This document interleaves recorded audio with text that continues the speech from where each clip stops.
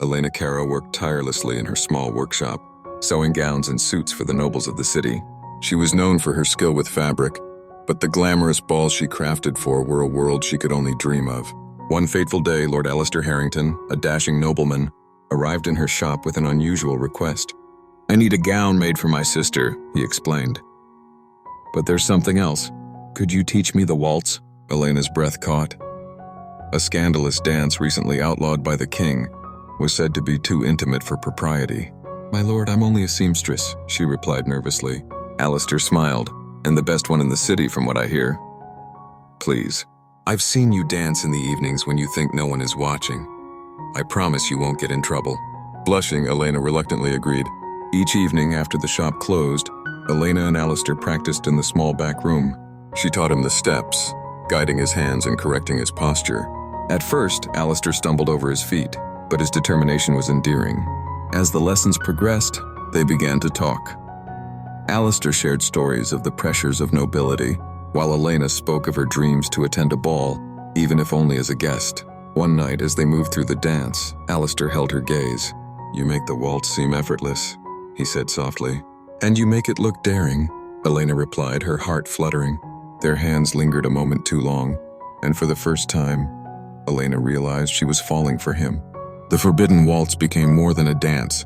It was their shared secret, a bond forged in stolen moments. Alistair began visiting Elena's shop under the pretense of fittings, bringing small gifts, ribbons, flowers, and once, a book of poems he thought she might like.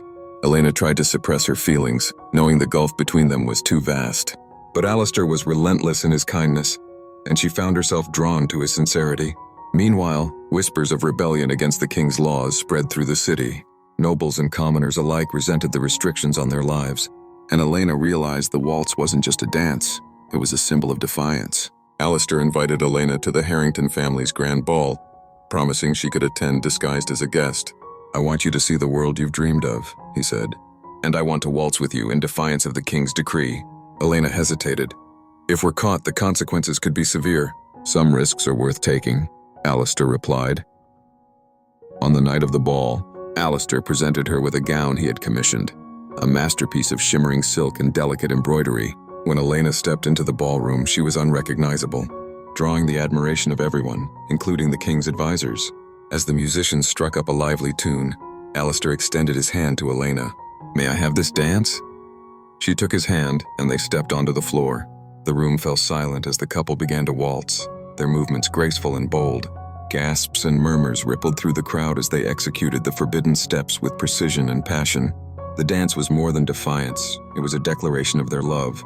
As the music swelled, Alistair whispered, "I've fallen for you, Elena, and I don't care who knows it." Before she could reply, the doors burst open.